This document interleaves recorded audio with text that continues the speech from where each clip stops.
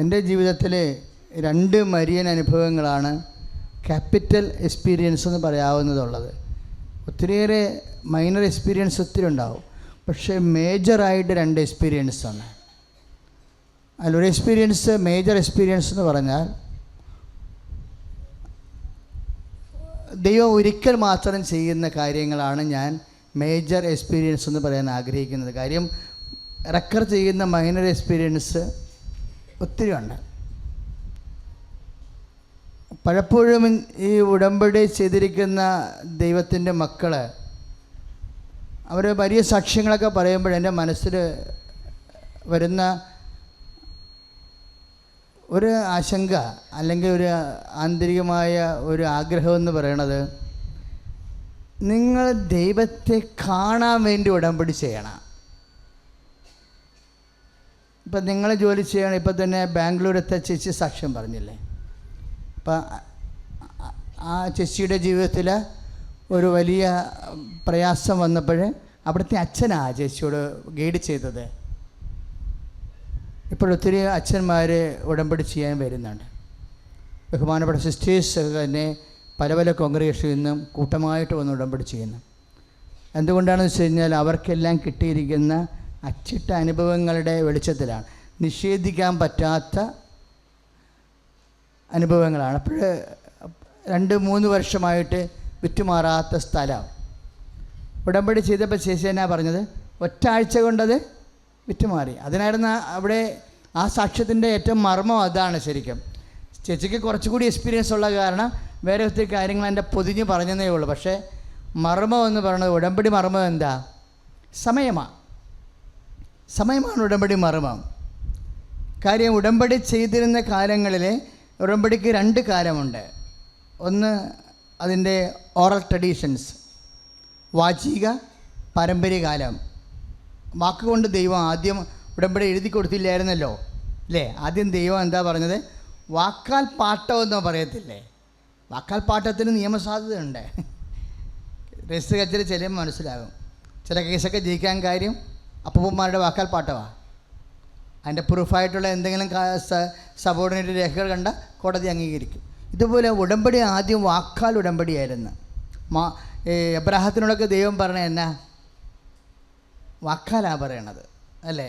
ഞാൻ നിനക്ക് നിൻ്റെ സന്തതിക്കും ഞാൻ ചൂണ്ടിക്കാണിക്കുന്ന ദേശം നിനക്ക് അവകാശമായി വരും. അപ്പോൾ ഉടമ്പടിയിൽ ഉപയോഗിക്കുന്ന ടെക്നിക്കൽ ടേമാണ് അവകാശം.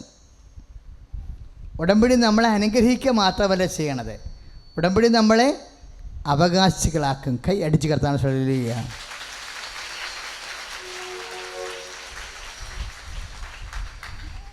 അനുഗ്രഹവും അവകാശവും തമ്മിലുള്ള പ്രശ്നം എന്താ? അവകാശമായി കഴിഞ്ഞാൽ പിന്നെ അത് നെടുനാൾ കിട്ടും, നിലനിൽക്കും. ഇപ്പോൾ ഒരു ജോലിയാണെങ്കിൽ ഉടമ്പടി തെറ്റിച്ചപ്പോഴല്ലേ ആ ജോലി പോയത് അല്ലേ? അത് ആ സാക്ഷ്യം പറയാൻ ഞാൻ അനുവദിച്ചതിൻ്റെ കാരണം, ചില ആൾക്കാരെങ്കിലും സാക്ഷ്യം പറഞ്ഞു കഴിയുമ്പോൾ ഉടമ്പടി ഉഴപ്പണുണ്ട്. 6 കാര്യങ്ങളിൽ ചിലപ്പോൾ സമയത്ത് അവർ കുമ്പസാരം താമസിപ്പിക്കും. കത്തോലിക്കലാണെങ്കിൽ ചിലർ വചന വായന താമസിപ്പിക്കും. ദൈവം കാലതാമസം വരുത്തില്ല, പക്ഷെ നമ്മളായിട്ട് കാലതാമസം വരുത്തരുത്. എന്താ കാര്യം എന്നറിയാവോ? നമ്മൾ 2 മാസം കഴിയുമ്പോൾ ഉടമ്പടി ഉഴപ്പ് വന്ന് നീ ഉടമ്പടി വെക്കുന്നതിന് മുമ്പ് തന്നെ ദൈവത്തിന് അറിയാം ഇല്ലേ? നീ ഉഴപ്പിന് കൈകാലം വെച്ച പാർട്ടിയാണ്. ഇപ്പോൾ കാണിക്കുന്ന ആരംഭശൂരത്വം കഴിയുമ്പോൾ 2 മാസം കഴിയുമ്പോൾ ഉടമ്പടി ഉഴപ്പാൻ സാധ്യതയുണ്ടെന്ന്. അതുകൊണ്ടാണ് ചില ആൾക്കാരൊക്കെ ഉടമ്പടി ലാഗ് ചെയ്യണത്. ഉടമ്പടി ധ്യാനത്തിലെ ഉടമ്പടിയുടെ കാര്യങ്ങളാണ് നിങ്ങൾ അറിയേണ്ടത്, അല്ല വേറെ വല്ലതൊക്കെ പറഞ്ഞിട്ടൊരു കഥയുമില്ല. അപ്പം നമ്മൾ ഒരു തീരുമാനം എടുക്കണം. ദൈവ തിരുസന്നിധിയിൽ ഞാൻ ചെയ്ത ഉടമ്പടി അന്ത്യം വരെ ഒരേ സ്പിരിറ്റിൽ നിൽക്കുമെന്ന് ഒന്ന് പറഞ്ഞ്, കർത്താവിൻ്റെ തിരുസന്നിധിയിൽ പരിശുദ്ധ അമ്മ വഴി ഞാൻ ചെയ്ത ഉടമ്പടി ആദ്യാവസാനം ഒരേ വിശ്വാസത്തിലും ഒരേ പ്രത്യാശയിലും നിലനിർത്തുവാൻ എന്നെ അനുഗ്രഹിക്കണമേ. സ്തുതിയുടെ ഹല്ലേലൂയ.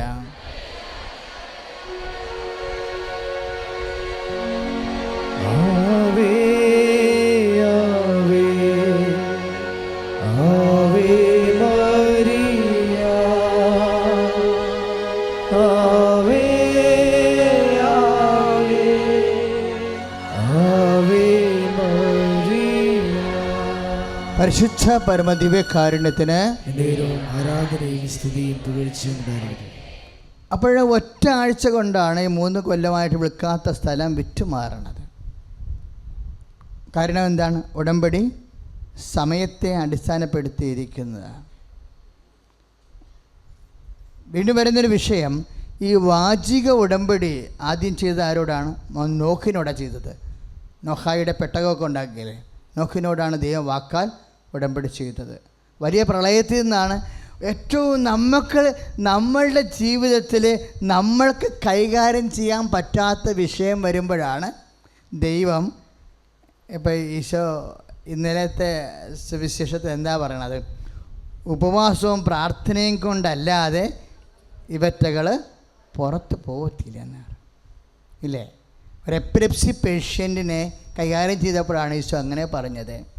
അവന് വായിൽ നിന്ന് നൊരയും പതയൊക്കെ പുറത്തേക്ക് ചാടി. ശിഷ്യന്മാരുടെ അടുത്ത് കൊണ്ടുവന്ന് കൊടുത്തപ്പോഴേ ശിഷ്യന്മാർക്ക് അവനെ സുഖപ്പെടുത്താൻ കഴിഞ്ഞില്ല. അപ്പോൾ ഈശോ പറഞ്ഞ, വിശ്വാസമില്ലാത്ത തലമുറയെ എത്ര കാലം ഞാൻ നിങ്ങളുടെ കൂടെ ഉണ്ടായിരിക്കും, അവനെ എൻ്റെ അടുത്ത് കൊണ്ടുവരിക എന്ന് പറഞ്ഞു. ഈശോ അവനെ സുഖപ്പെടുത്തി. അപ്പോൾ ബാധ അവനെ ഒഴിഞ്ഞുപോയി. അപ്പം അത് ഒരേ സമയം തന്നെ ബാധയും ഉണ്ടാകാം, ചില സമയത്ത് തന്നെ എപ്പിലെപ്സി പേഷ്യൻറ്റും ആകാം.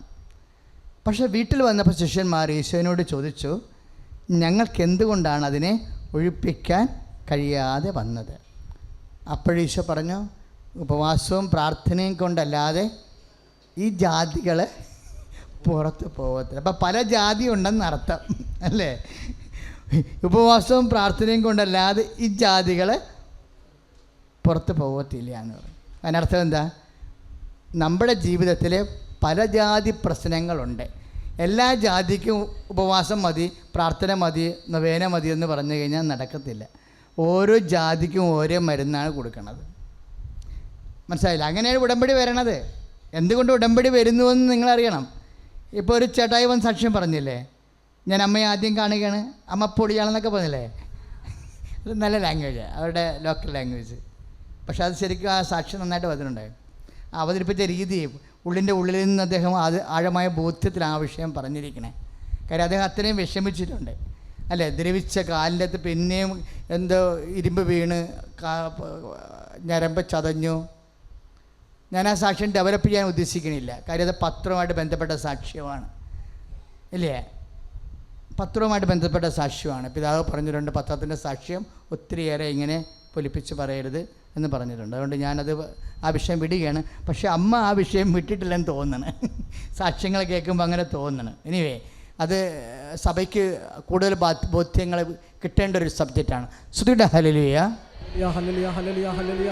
സ്തോത്രം കർത്താവേ. Hallelujah hallelujah hallelujah hallelujah hallelujah. കർത്താവേ, കർത്താവേ, കേട്ടാൽ വിശ്വസിക്കാത്ത തരത്തിലുള്ള അത്ഭുതങ്ങളും അടയാളങ്ങളും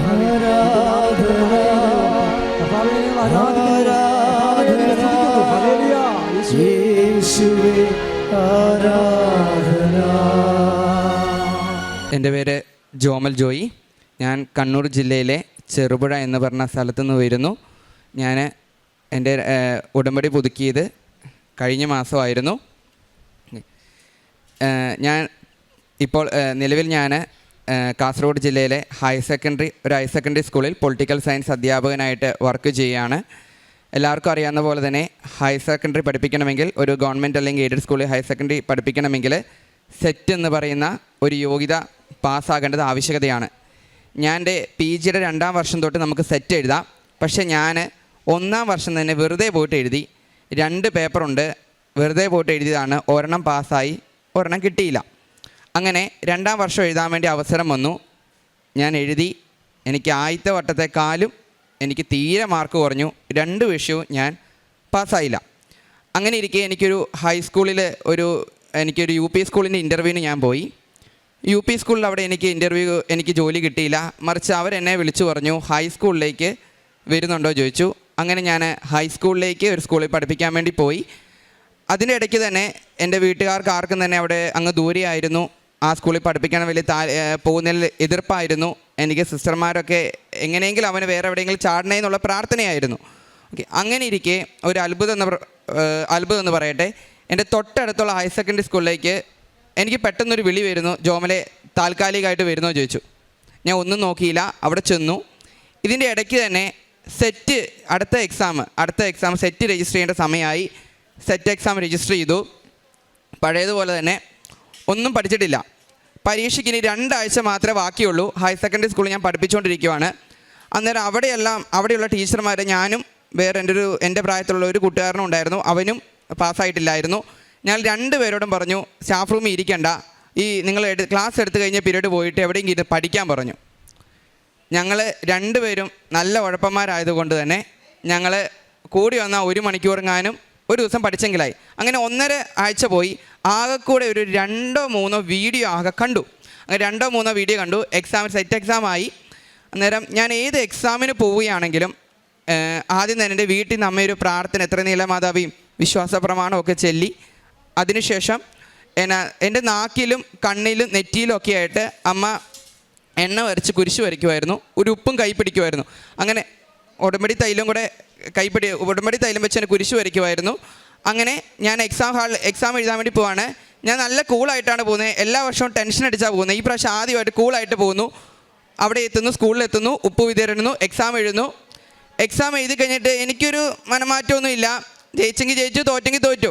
ഈ 1.5 ആഴ്ച കൊണ്ട് ആകെ 3 വീഡിയോയും കണ്ടിട്ട് ഞാൻ പോയിട്ട് ഒന്നും നേടാൻ വേണ്ടി പോകുന്നില്ലെന്ന് എനിക്ക് നല്ല വ്യക്തമായിട്ടറിയാം.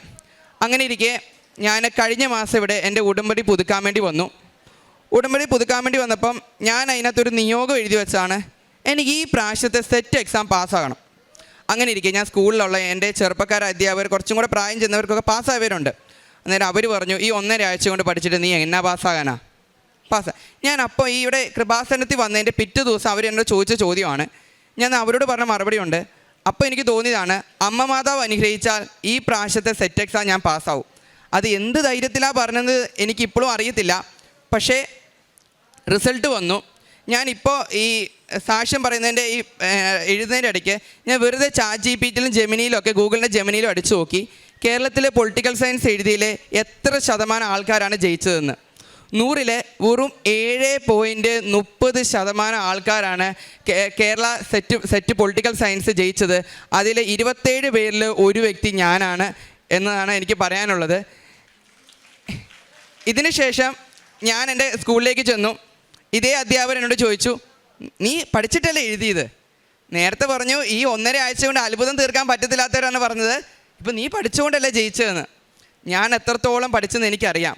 ഈ 3 മണിക്കൂർ കൊണ്ടോ ഒരു 2 ആഴ്ച കൊണ്ട് 4 മണിക്കൂറോടെ പഠിച്ചുകൊണ്ട് ഈ സെറ്റിൻ്റെ ഒരു സിലബസ് പോലും കംപ്ലീറ്റ് ആക്കത്തില്ലെന്ന് എനിക്കറിയാം.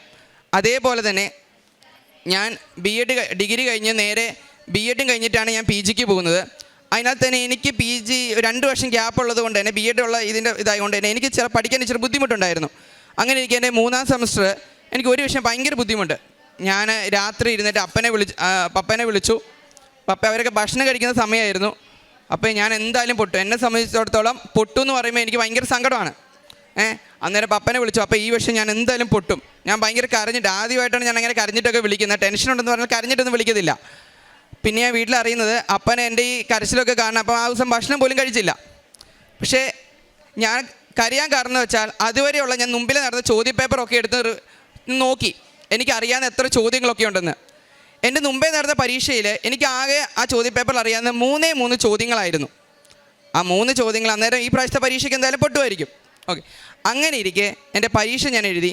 ഇതുവരെ വന്നതിൽ വെച്ച് ഏറ്റവും എളുപ്പമുള്ള ചോദ്യമായിരുന്നു ആ ചോദ്യപേപ്പറിൽ വന്നത്. ആ വിഷയത്തിന് ഞാൻ A+ഓടെയാണ് പാസ്സായത്. അതേപോലെ തന്നെ എൻ്റെ PGയിൽ മറ്റൊരു അനുഭവം ഉണ്ടായിരുന്നു. ഞാൻ ഓരോ വട്ടം പരീക്ഷ എഴുതുമ്പോൾ എനിക്ക് പ്രത്യേകതയുണ്ട്.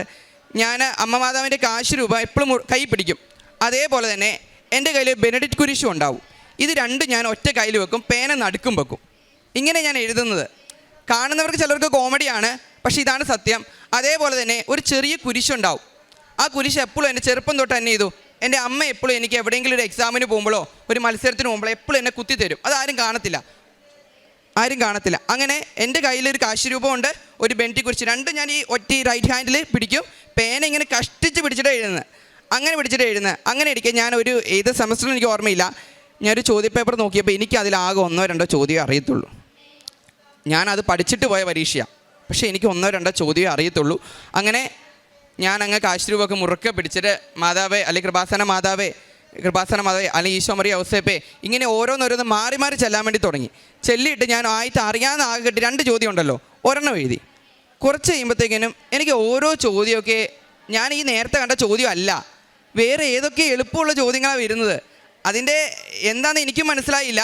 അങ്ങനെ എനിക്ക് ആ പരീക്ഷയ്ക്കും നല്ല മാർക്കോടെ ജയിച്ചു. അങ്ങനെ PG ഞാൻ ഓവറോൾ ഡിസ്റ്റിങ്ഷനോടെയാണ് A+ ഡിസ്റ്റിങ്ഷനോടെയാണ് ഞാൻ ജയിച്ചത്. അതേപോലെ തന്നെ എടുത്തു പറയേണ്ടതാണ്, എൻ്റെ സെറ്റിൻ്റെ ഫൈനൽ ആൻസർ കീ വന്നു. ഞാൻ നോക്കി, എനിക്ക് 2 മാർക്കിൻ്റെ കുറവാണ്. ഫൈനൽ ആൻസർ കീ നോക്കി 2 മാർക്കിൻ്റെ കുറവ്.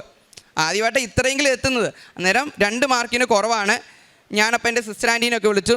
സിസ്റ്റർ ആൻറ്റി പറഞ്ഞു, ഈ സമയത്താണ് നീ കൂടുതൽ തീക്ഷ്ണതയോടെ പ്രാർത്ഥിക്കേണ്ടതെന്ന് പറഞ്ഞു. അങ്ങനെ 2 മാർക്കിൻ്റെ കുറവ്. ഞാനങ്ങനെ ദിവസങ്ങൾ കടന്നുപോയി. ഞാൻ പിള്ളേരെ കൊണ്ട് സബ് ജില്ലയിൽ പോയേക്കുവാണ് സ്പോർട്സിന്. സ്പോർട്സൊക്കെ കഴിഞ്ഞ് എൻ്റെ കൂട്ടുകാരൻ്റെ വീട്ടിൽ പോയപ്പോൾ അവൻ്റെ റിസൾട്ട് വന്നിടാന്ന് പറഞ്ഞു. റിസൾട്ട് വന്ന് നോക്കിയപ്പം എനിക്ക് 2 മാർക്കിന് കുറവല്ലേ. റിസൾട്ട് വന്നപ്പം ജയിക്കേണ്ട മാർക്കിനേക്കാൾ 2 മാർക്ക് എനിക്ക് കൂടുതലാണ്. ഞാൻ തോക്കുമെന്ന് വിചാരിച്ച് 2 മാർക്കിന് തോക്കുമെന്ന് വിചാരിച്ച് എനിക്ക് ജയിക്കേണ്ട മാർക്കിനേക്കാൾ 2 മാർക്ക് കൂടുതലായി വന്നു. ഇതേപോലെ തന്നെയാണ് എൻ്റെ കേട്ടറ്റും സംഭവിച്ചത്. ഇത് ഞാൻ ഫൈനൽ ആൻസർ കീ നോക്കിയിട്ട് എനിക്ക് തെളിവാണ്. അതിനാൽ തന്നെ ഞാൻ ക്വസ്റ്റ്യൻ പേപ്പർ അടക്കം ഞാൻ എടുത്തിട്ടാണ് വന്നത്. 2 ക്വസ്റ്റ്യൻ പേപ്പർ ഞാൻ എടുത്തിട്ട് വന്നു. ഇതേപോലെ തന്നെ എൻ്റെ B.Ed എഴുതിയപ്പോഴും എനിക്ക് 2-3 മാർക്ക് എനിക്ക് ബാക്കാണ്. റിസൾട്ട് വന്നപ്പം 90 ജയിക്കേണ്ട അടുത്ത് എനിക്ക് 96 ഉണ്ട്.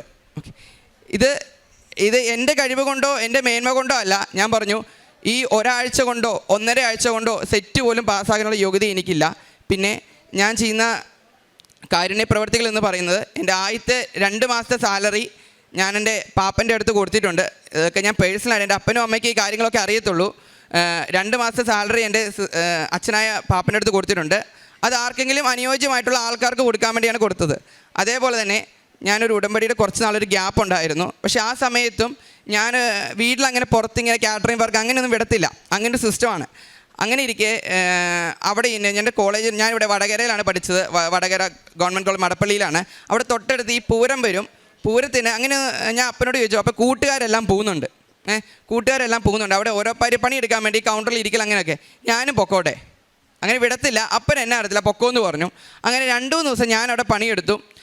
എനിക്ക് കിട്ടിയത് പൈസയുടെ, എനിക്ക് 500 രൂപ കിട്ടിയിട്ടുണ്ടെങ്കിൽ അതിൽ 250 രൂപ ഞാൻ എന്ത് ചെയ്തു, പാവപ്പെട്ടവർക്കായി ഞാനത് മാറ്റിവെച്ചു. ബാക്കി പൈസ ഞാൻ ഫുഡ് കഴിക്കുകയൊക്കെ ചെയ്തു. ബാക്കി പൈസ ഞാൻ അത് പാവപ്പെട്ടവർക്കായി ഞാൻ മാറ്റി വയ്ക്കുകയാണ് ചെയ്തത്. അതുപോലെ തന്നെ ഓരോ എക്സാം ഞാൻ പാസ്സാകുമ്പോഴും അല്ലെങ്കിൽ അല്ലാത്ത രീതിയിലുമായിട്ടും ഓരോ കാരുണ്യ പ്രവർത്തികൾ ഞാൻ ചെയ്യുന്നുണ്ട്. പിന്നെ എൻ്റെ ജീവിതത്തിൽ വന്ന മാറ്റം എന്ന് എടുത്തു പറയേണ്ടത് വെച്ചാൽ, എൻ്റെ ഈ പ്രായത്തിൽ എനിക്കൊരു 25 വയസ്സാണ് ആയത്.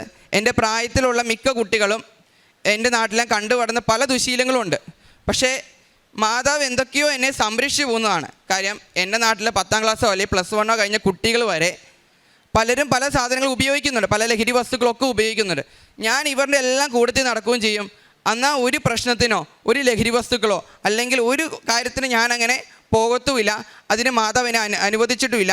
ഞാൻ രാവിലെ കൃപാസന പ്രാർത്ഥന മുടക്കാറുമില്ല. 5:30 എഴുന്നേറ്റിട്ടാണ് ആക്കുന്നത്. പിന്നെ ഒരു കാര്യം ഞാൻ മനസ്സിലാക്കിയെന്ന് വെച്ചാൽ, നമുക്ക് എപ്പോഴും വിചാരിക്കും ചിലയിടത്ത് നമ്മൾ യാത്ര പോവുക, എനിക്കിത് ചെല്ലാൻ വേണ്ടി പറ്റത്തില്ല. പക്ഷെ അങ്ങനെയുള്ള സാഹചര്യത്തിൽ നമുക്കൊരു സാഹചര്യം ദൈവം ഉണ്ടാക്കി തരും. ഉദാഹരണമായിട്ട് ഞാൻ ഈയിടെ ഒരു ടൂറിന് പോയി, 2 ദിവസത്തെ ടൂറ്. ഇങ്ങനെ ഈ കൃപാസനത്തിൽ പോയവരാരും തന്നെ ഇല്ല, പോയവരുണ്ട് പക്ഷേ അത് തുടർന്ന് പോകുന്നവരാരും ഇല്ല. ചിലവർ വിശ്വാസമില്ലാത്തവന് കുറേ പേര്, കാര്യം അവർക്ക് അറിയത്തില്ല ഇതിനെക്കുറിച്ച്. അങ്ങനെ ഇരിക്കെ എനിക്കിത് പ്രാർത്ഥന എല്ലാം അവസരമില്ല. ഞാൻ അന്നേരം ചെയ്ത ഒരു പോംവഴി എന്ന് വെച്ചാൽ, എനിക്ക് അപ്പം മാതാവ് തോന്നിച്ചതാണ്. പപ്പ വീട്ടിലേക്ക് വിളിച്ചു, നിങ്ങൾ കുരിശ് വരയ്ക്കുന്ന സമയത്ത് നിങ്ങളൊന്ന് സ്പീക്കറിലിട്. ഞാനതൊന്ന് ബ്ലൂടൂത്ത് വഴി കണക്ട് ചെയ്തു, ഹെഡ്സെറ്റ് ഇരുന്ന് എന്ത് ചെയ്തോ, ഇവർ യാത്ര പോകുമ്പോൾ ഇവരുടെ വിചാരം ഞാൻ പാട്ട് കേൾക്കുവാന്നാണ്. ഞാനിരുന്ന് ഞാൻ വീട്ടിലെ ജവമാല കേട്ടോണ്ടിരിക്കുവാണ്. ഓക്കെ, അങ്ങനെ ഇരിക്കുക ഒരു ദിവസം എനിക്ക് കൃപാസന പ്രാർത്ഥനയും ചെല്ലാൻ വേണ്ടി അവസരം പറ്റത്തില്ലാത്തൊരവസരം വന്നു ചേർന്നു. ഇതേപോലെ യാത്ര കയറുന്നപ്പം അപ്പോൾ ഞാൻ പറഞ്ഞു വെച്ചാൽ, ജവമാല ചെല്ലുക അപ്പയും അമ്മയും, എന്നിട്ട് ആ കൃപാസന പ്രാർത്ഥനയും കൂടി ഒന്ന് ചെല്ലുക. ഞാൻ ഇവിടെ നിന്ന് ഹെഡ്സെറ്റ് കേൾക്കാം. പക്ഷേ എന്നെ സംബന്ധിച്ചോളം അത് തെറ്റാണ്. പക്ഷേ എന്നെ സംബന്ധിച്ചോളം എനിക്ക് വേറൊരു പോംവഴിയില്ല. അപ്പം മാതാവ് എനിക്ക് തോന്നിച്ചതാണ് ഒരു കാര്യം, എന്താണ്, അങ്ങനെ ആ അവസരത്തിലും നിനക്ക് ഞാനത് മുടക്കിയില്ല. അവരിലൂടെയാണെങ്കിലും എനിക്കിത് കാണാൻ വേണ്ടി സാധിച്ചു. ഞാൻ ഏറെ സന്തോഷവാനാണ്. ഇപ്പം ഞാൻ പോകുന്ന വെച്ചാൽ നമ്മൾ ഒന്നും പേടിയില്ല, അതാണ് സത്യം. മാതാവിന് ഉടമ്പടി കൊടുത്തോ, നമ്മൾ നല്ല രീതിയിൽ ജീവിച്ചോ, ധൈര്യമായിട്ട് പോവുക, വേറെ ആരെയും പേടിക്കേണ്ട എന്നാണ് എനിക്ക് പറയാനുള്ളത്. പിന്നെ ഒരു കാര്യം ഞാൻ ജീവിതത്തിൽ മനസ്സിലാക്കിയെന്ന് വെച്ചാൽ, നമ്മളൊന്ന് പ്രെഡിക്റ്റ് ചെയ്യും, പക്ഷേ അതിനേക്കാൾ എത്രയോ നല്ലത് മാതാവ് നമുക്ക് വേണ്ടി മാറ്റി വെച്ചിരിക്കും. ഞാൻ ഹൈസ്കൂളിൽ കയറിയപ്പോൾ ഞാൻ വിചാരിച്ചു ഞാൻ ഇവിടത്തോടെ തീർന്നു, ഞാൻ ഇവിടെ തന്നെ അപ്പനോട് ചോദിച്ചു പെർമനൻ്റ് ആയാലോ, ഒരു സ്കൂൾ പോലും ഇപ്പോൾ പെർമനൻ്റ് കിട്ടാനില്ല, ഇവിടെ ആയാലോ. എന്നോട് അവരും പറഞ്ഞു നീ നിൽക്കടാന്ന് പറഞ്ഞു. ഓക്കെ, അന്നേരം പക്ഷേ വീട്ടുകാർക്ക് ആർക്കും ഇഷ്ടമില്ല. ഞാൻ വിചാരിച്ചില്ല ഹയർ സെക്കൻഡറിയിൽ ഒരിക്കലും താൽക്കാലികമായിട്ട് കിട്ടത്തില്ലെന്ന് വിചാരിച്ചു. ഞാൻ വിചാരിക്കാത്ത സമയത്താണ് എനിക്ക് ഹയർ സെക്കൻഡറിയിലേക്ക് ഒരു വിളി കിട്ടുന്നത്. എൻ്റെ അപ്പൻ്റെയും അമ്മേൻ്റെയും പ്രാർത്ഥനയും ഞാനിവിടുന്ന് 1 മാസം മുമ്പാണ് ആ ഉടമ്പടിയിൽ വെച്ചത്. അതെനിക്ക് സാധിച്ചു കിട്ടുകയും ചെയ്തു. യേശുവെ നന്ദി, മാതാവേ നന്ദി. തിരുക്കുമാരനും മാതാവിന് 1000 നന്ദി. ഞാൻ 2023 മെയ് മാസം 5-ാം തീയതി മാതാവിൻ്റെ തിരുസന്നിധിയിൽ വരികയും ഉടമ്പടി എടുക്കാൻ എനിക്ക് സാധിക്കുകയും ചെയ്തു. അതിനാൽ എൻ്റെ ജീവിതത്തിൽ ഒത്തിരി കാര്യങ്ങളിൽ എനിക്ക് നേട്ടങ്ങളുണ്ടാക്കാൻ സാധിച്ചു. ഞാൻ വരുന്നത് കട്ടപ്പനയിൽ നിന്നാണ്. എൻ്റെ പേര് ഷൈനി. ഞാൻ മാതാവിൻ്റെ സന്നിധിയിൽ വന്ന് ഉടമ്പടി എടുത്തതിന് ശേഷം എനിക്ക് ഒരു പല്ലിന് നിസ്സാരമായ ഒരു പല്ലുവേദന ഉണ്ടായതാണ്. ആ പല്ലുവേദന കൂടുതലായി മൂക്കിന് അടിവശത്ത് വരെ പഴുപ്പുണ്ടാകുന്ന ഒരവസ്ഥയുണ്ടായി. ഞാൻ ദന്ത ഡോക്ടറെ കണ്ട സമയത്ത് ഡോക്ടർ പറഞ്ഞു സർജനെ പോയി കണ്ട് ഓപ്പറേഷനിലൂടെ മാത്രമേ ഇത് മാറ്റാൻ പറ്റുകയുള്ളൂ, പല്ല് കുറേ എടുത്ത് കളയണം എന്ന് പറഞ്ഞതിന് ശേഷം ഞാനത് കേട്ട് സർജനെ കാണാൻ പോകണമെങ്കിൽ എൻ്റെ കയ്യിൽ പൈസ ഉണ്ടായിരുന്നില്ല. വീട്ടിലേക്ക് മടങ്ങിപ്പോയി. അതിനുശേഷം ഞാൻ മാതാവിനോട് പ്രാർത്ഥിച്ചു, മാതാവേ എനിക്ക് പല്ലിൻ്റെ അവസ്ഥയിൽ നിന്നൊരു മാറ്റം തരണം, വേദന കുറഞ്ഞു കിട്ടണമെന്ന് പ്രാർത്ഥിച്ചതിൻ്റെ ഫലമായിട്ട് ഞാൻ മാതാവിൻ്റെ ഉപ്പെടുത്ത് മോണയിൽ പുരട്ടി. അതിനുശേഷം പഴുപ്പ് കുറച്ച് നിമിഷങ്ങൾക്കകം പഴുപ്പ് പൊട്ടി ഒഴുകാൻ തുടങ്ങി. അത് കുറച്ച് സമയം കൊണ്ട് എനിക്ക് എൻ്റെ വേദനയിൽ നിന്ന് മാതാവ് മുക്തി തന്നു. അങ്ങനെ ആ ഒരു പല്ലുവേദന പിന്നീട് എനിക്ക് ഉണ്ടായിട്ടില്ല. എൻ്റെ ഭവനത്തിൽ നിരന്തരം വഴക്കുകളും പ്രശ്നങ്ങളും ഒക്കെ ഉണ്ടായിരുന്നൊരു ഭവനമായിരുന്നു. അതിൽ നിന്നൊക്കെ മാതാവ് എനിക്ക് വിടുതൽ തന്നു. മാതാവിനോട് ഒത്തിരി പ്രാർത്ഥിക്കുവാനും അടുത്ത് ജീവിക്കുവാനും സാധിച്ചു. അതുപോലെ സാമ്പത്തികമായി ഏറെ തകർന്നൊരു ഭവനമായിരുന്നു എൻ്റേത്. പക്ഷേ അവിടെ നിന്നൊക്കെ മാതാവ് നല്ല ഒരു വിടുതൽ തന്ന് ഇന്നും നടത്തിക്കൊണ്ടിരിക്കുന്നു. അതുപോലെ ഞങ്ങൾക്ക് മാസങ്ങളായിട്ട് വർഷങ്ങൾക്ക് മുന്നേ നടത്തിയ ഒരു ബിസിനസ്സിൻ്റെ ഭാഗമായിട്ട് 2 വണ്ടി L&T ഫൈനാൻസ് എന്ന് പറയുന്ന ഫൈനാൻസിൽ നിന്ന് എടുക്കേണ്ടതായി വന്നു. അപ്പോൾ ബിസിനസ് തകർന്നതിൻ്റെ ഭാഗമായി വണ്ടി 2 തിരിച്ച് വണ്ടി കൊടുത്തതിന് ശേഷം 1,30 ലക്ഷം രൂപ ഫൈനാൻസിൽ അടച്ചിട്ടുണ്ട്. അതിനുശേഷം 8 ലക്ഷം രൂപ അടയ്ക്കാനുണ്ടായിരുന്ന സമയത്ത് ആ പൈസ സെറ്റിൽമെൻറ്റായി 8 ലക്ഷം രൂപ ബാലൻസ് നിന്നത് അടയ്ക്കാൻ പറഞ്ഞിട്ട്, പക്ഷേ സമയത്ത് ആ പൈസ അടയ്ക്കാൻ സാധിക്കാതെ വന്നപ്പോൾ അവർ 32% പലിശ കൂട്ടിച്ചേർത്ത് 1,68 ലക്ഷം രൂപ അടയ്ക്കണമെന്ന് പറഞ്ഞ് കേസ് ഫയൽ ചെയ്തിരുന്നു. പക്ഷേ മാതാവിനോട് പ്രാർത്ഥിക്കുകയും നിരന്തരം പ്രാർത്ഥിച്ചു, മാതാവേ യാതൊരു നിവൃത്തിയുമില്ല ഈ പൈസ അടയ്ക്കാൻ, അതുകൊണ്ട് മാതാവ് പ്രവർത്തിക്കണം എന്ന് പറഞ്ഞ് പ്രാർത്ഥിച്ചതിൻ്റെ ഫലം ഇന്നലെ ആ കേസ് തള്ളിപ്പോയി. അതാണ് ഞാനിപ്പോൾ വന്ന് ഈ സാക്ഷ്യം പറയാനിടയായത്. മാതാവിനും എൻ്റെ ഭവനത്തിൽ തന്നിട്ടുള്ള എല്ലാ അനുഗ്രഹങ്ങൾക്കും മാതാവിനോട് ഞാൻ 1000 നന്ദി പറയുന്നു. എൻ്റെ ഭവനത്തിൽ നിരന്തരം ഉണ്ടായിരുന്ന സമാധാനമില്ലായ്മയിൽ നിന്ന് എന്നെ ദൈവം അനുഗ്രഹിച്ചു, മാതാവ് അനുഗ്രഹിച്ചു. ഒരിക്കലും ഉടമ്പടി എടുത്തത് ഒരു നഷ്ടമായി എനിക്ക് തോന്നിയിട്ടില്ല. ഏറെ നന്മകൾ മാത്രമേ ഞങ്ങളുടെ ജീവിതത്തിൽ സംഭവിച്ചിട്ടുള്ളൂ. അതിനാൽ എനിക്ക് മാതാവിന് 1000 നന്ദി പറയാൻ മാത്രമേ ഉള്ളൂ. ഞാൻ പ്രേക്ഷിത പ്രവർത്തനങ്ങളിൽ 1 മിനിറ്റ് ആരെങ്കിലും ഒരാൾ നിന്ന് തരുമെങ്കിൽ ഞാൻ അവരോട് മാതാവിനെ പറ്റി പറയാറുണ്ട്. ചിലവർ കേൾക്കാറില്ല, ചിലവരുടെ അടുത്ത് പത്രം കൊടുത്താൽ അവർ വാങ്ങാറില്ല. അവർ പറയാറുണ്ട് ഞങ്ങൾക്ക് കൃപാസനത്തിൻ്റെ പത്രമൊന്നും വേണ്ട. അപ്പോഴും ആ സന്തോഷത്തോടെ പത്രം തിരികെ മേടിച്ചിട്ടുണ്ട്. ഞാൻ ഏറെ പത്രങ്ങൾ മേടിച്ച് പൊതുസ്ഥലങ്ങളിലും ബസ് സ്റ്റാൻഡുകളിലും സ്കൂൾ പരിസരങ്ങളിലും കുട്ടികൾക്കും ഒക്കെ കൊടുക്കാറുണ്ട്. അങ്ങനെ രോഗികളായിട്ടുള്ളവരെ ഒത്തിരി സഹായിക്കാനൊന്നും എനിക്ക് സാധിച്ചിട്ടില്ലെങ്കിലും എന്നാലുള്ള പോലെ കൊടുത്ത് ഞാൻ സാധിച്ചിട്ടുണ്ട്. ഇത്രയാണ് എനിക്ക് മാതാവിനോട് 1000 നന്ദി പറഞ്ഞുകൊണ്ട് ഞാൻ എൻ്റെ സാക്ഷ്യത്തിൽ നിന്ന് വിരമിക്കുന്നു.